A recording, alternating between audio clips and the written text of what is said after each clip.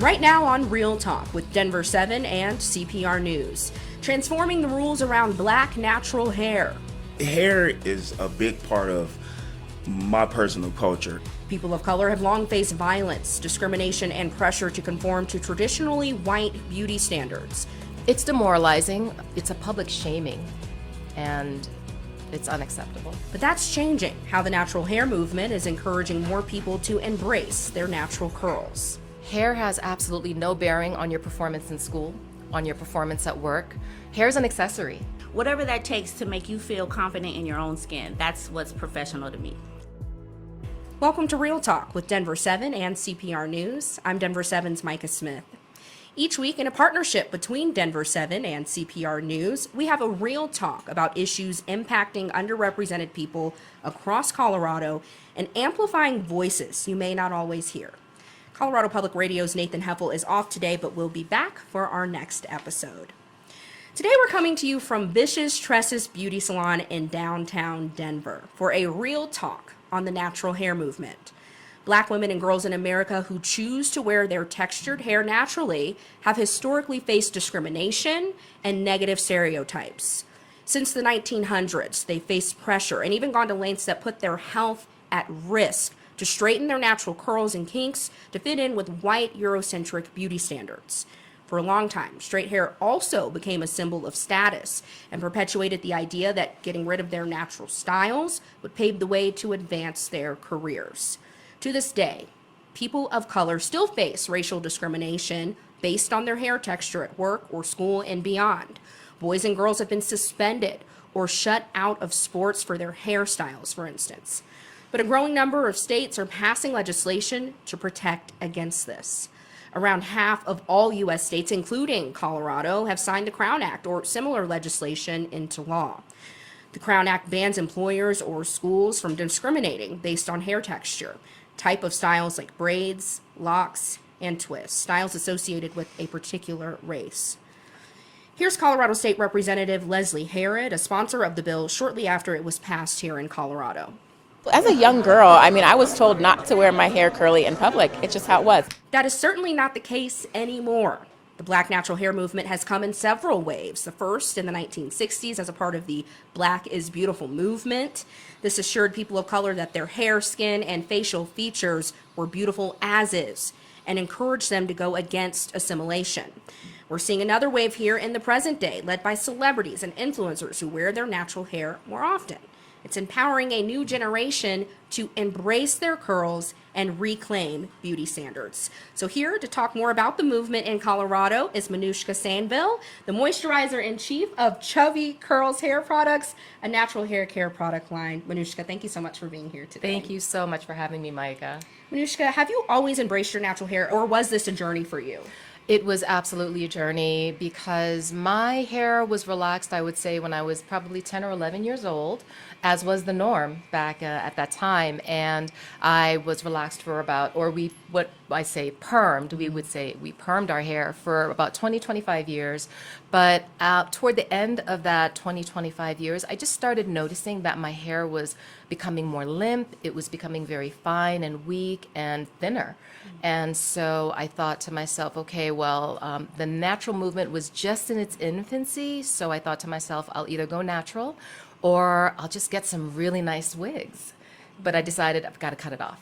And so I decided to try going natural, cut it all off. And that was 15 years ago, July 4th weekend. Wow, so you did what's called a big chop. I did the big chop. So you took all the hair off and then you just started growing naturally. Why was it important for you to go natural and in the way that you did it with the big chop, cutting off all the hair that maybe had that chemical process on it? I had no idea what I was doing. I just took a leap of faith. I just knew that I had to do something different. When you feel your curls today, because your hair has grown quite a bit since then, how do you feel? Do you feel any special connection to your heritage, to your culture? Do you feel maybe a broader sense of self? What do you feel? I feel like it was one of the best decisions I ever made.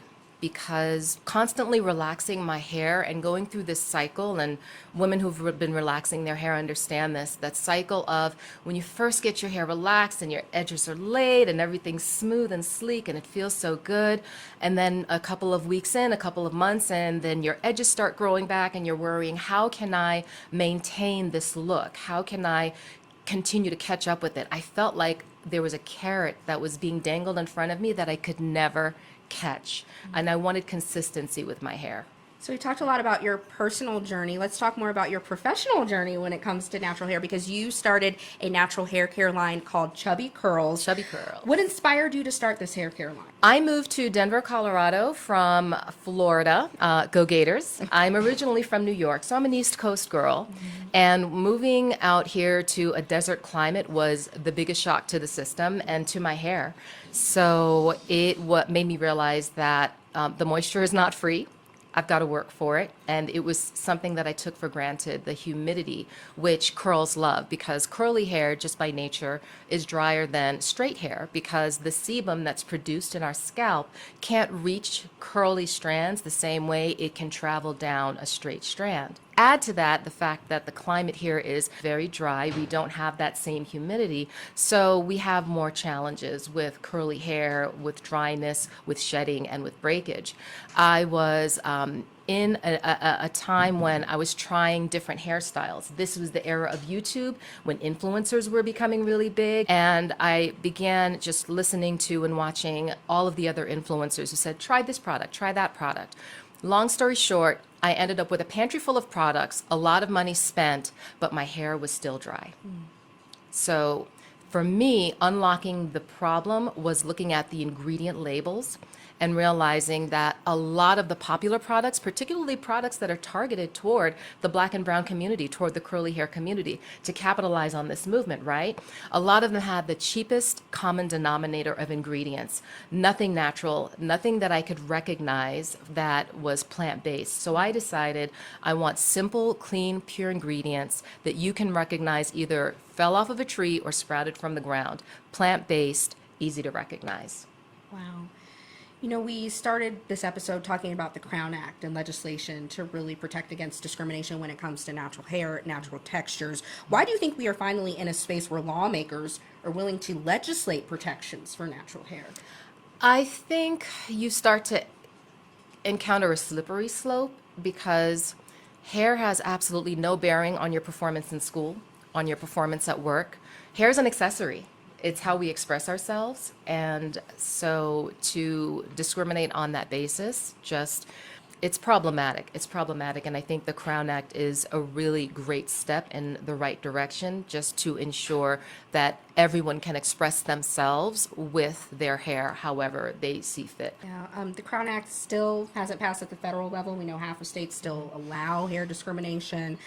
How do you think that affects the community at large?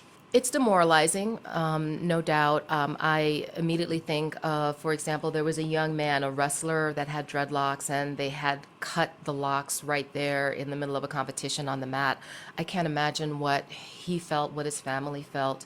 And again, understanding that his locks have no bearing on how he would perform, but it's a public shaming, and it's unacceptable. And I remember that story in particular. They were saying his hair went against the rules of this wrestling tournament, and he was forced to, you're right, cut his hair to be able to continue in that tournament. My last question for you, Manushka. In your opinion, what should be considered professional hair? I think as long as for me, it's a hygiene matter. As long as your hair is clean, I think that is fine. Again, if you have an employee that wears their hair, and I don't even want to say in a non-traditional way, because we really have to redefine what traditional means, right? Traditional means a European phenotype, right? Typically. So my job is to rework the narrative on what that means in terms of like professional hair, acceptable hair. All hair is beautiful as long as you are taking care of it, as long as it's healthy, and as long as it's an expression of you that makes you feel good about yourself. That's the most important thing. All right. right, Manushka Sainville, moisturizer and chief of Chubby Curls. Thank you so much for joining us for this Real Talk. Thank you so much for having me, Micah. We're just getting started with this Real Talk. Coming up, as we see a change in the conversation around natural hair, we're also seeing big changes in certain hairstyles. Why some people are moving away from styles of the past and embracing diversity in their look. This is Real Talk with Denver7 and CPR News. Welcome back to Real Talk with Denver7 and CPR News. I'm Denver7's Micah Smith. Colorado Public Radio's Nathan Helfel is out this week. Today we're here at Vicious Tresses Beauty Salon in downtown Denver talking about the Black natural hair movement. Attitudes toward black hair have dramatically changed over the last several decades, influenced by political movements, cultural changes, and some legal rulings.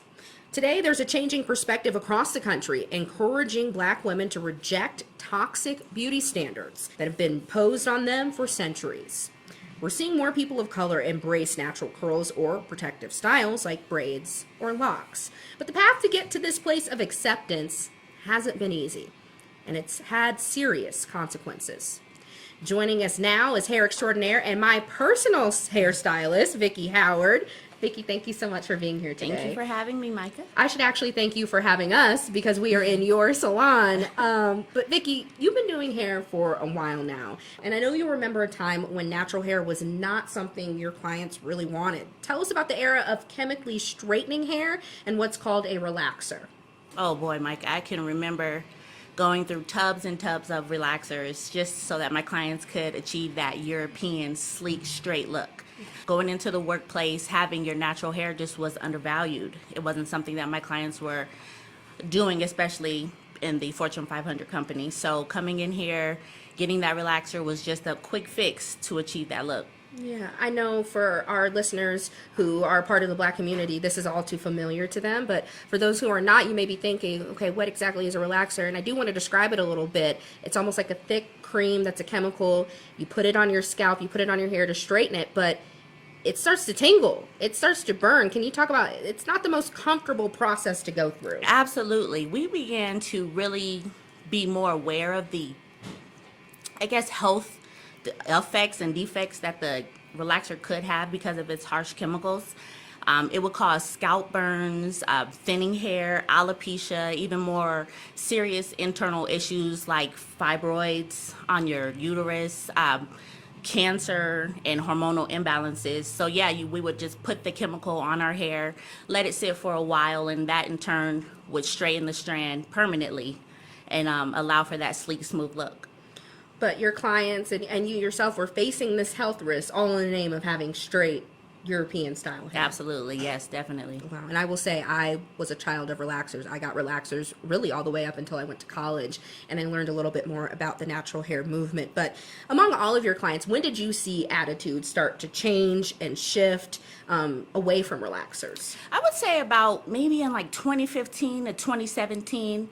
I think that social media had a huge impact on that feeling of change, definitely community, and us just really wanting to get to know ourselves and know the root and know what our hair was really like and know the different things that we can do with it.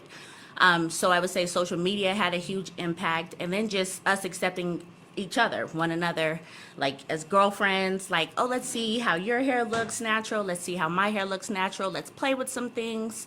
Just getting to want to know where we came from and our true roots. Yeah, Vicki, I'm looking at your hair today. It is beautiful. You almost have like a faux lock style going I do, on. yep. Bohemian faux locks. But what has been your personal experience with natural hairstyles versus relaxed hair versus any chemical that you've used on your hair? Take us through your hair journey. Well, first of all, anyone who knows me knows that you may not recognize me from Monday to Friday because I had a bob on Monday and now I have long, luscious locks today. But just as a child, my mom would relax my hair here and there, but my hair was pretty fine, so I didn't do it a lot. And I noticed that just my hair flowed and moved just a lot better without the relaxer, especially, like I said, having fine hair.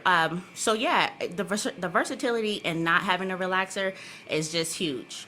talked about your hair moving and flowing without a relaxer. And even though we're talking about natural hair, you do have some clients that prefer straight styles. Maybe they don't use a relaxer. Instead, they get, a blowout with a blow dryer and then a flat iron to straighten it out. Can you talk about just the diversity of black hair and the diversity of what your clients want when they sit in your chair? Absolutely. I have clients that wear locks, curls, weaves, and some that actually do prefer the sleek, smooth look, mainly because of the maintenance. Like, it tends to be a little easier to deal with in the morning.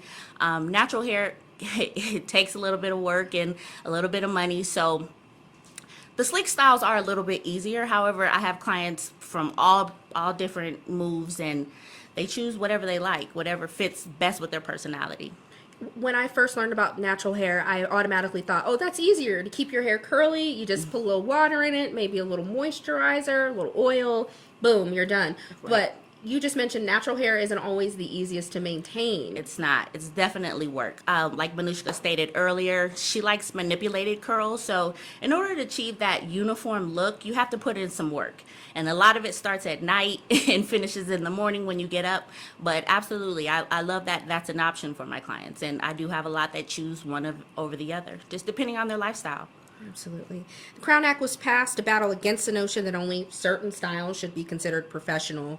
I asked Manushka this, and I want to ask you, what do you consider a professional style? I consider whatever you like that makes you feel confident and polished, whether that be curls, locks, extensions, whatever that takes to make you feel confident in your own skin. That's what's professional to me. I love that everybody has their own definition, and I think that speaks to the fact that discriminating against hair, that's your own personal opinion, Absolutely. right? All right. Vicki Howard, my own personal stylist, always getting me right. For those of you who compliment my hair, it's because of Vicki Howard right here. Thank you so much for joining us. Thank you for having me, Micah. Absolutely. While women are often the center of the topic of hair, there is a growing number of men who are also a part of the natural hair movement. Coming up next, we'll talk to one Denver man about his own hair journey and his support for the women in his life. This is Real Talk with Denver7 and CPR News. Welcome back to Real Talk with Denver7 and CPR News. I'm Denver7's Micah Smith. Colorado Public Radio's Nathan Hempel is out this week. A popular hairstyle in the natural hair movement is dreadlocks or locks, depending on the individual's personal preference. The term dreadlocks itself has progressed over time, and it can have both negative and spiritual connotations. Our next guest, Lance Grace, is a mental health counselor based in Denver who decided to grow out his hair 3 years ago, despite the fact that men wearing long hair, especially in school or in the workplace, can sometimes be a point of contention. Lance, welcome to Real Talk. Thank you for having me. So I want to start off by asking you, do you have a preference in terms of the term locks or dreadlocks? I use the term locks. Can I ask personally. why? Just a personal preference. I mean, dreadlocks is fine, but I just personally use locks for myself. All right. Yeah. Well, let's go down your lock journey, as Okay. it's commonly called in the natural hair community, and what the significance of a personal lock journey means. Well, it's just for my personal self. I grew up having short hair, always going to the barber shop, having the clean cut look. But since I got into my 40s and I realized that I still have hair, I'm not receding or anything like that, I decided to go ahead and let my hair grow out and just let my natural style be free. Lance, you have a full head of hair. Since you started growing your hair out with the locks, have you noticed a difference in how people treat you or react to you, whether that's in a professional setting or a social setting? I get a little more looks, a little bit more attention, but I wouldn't say it's negative.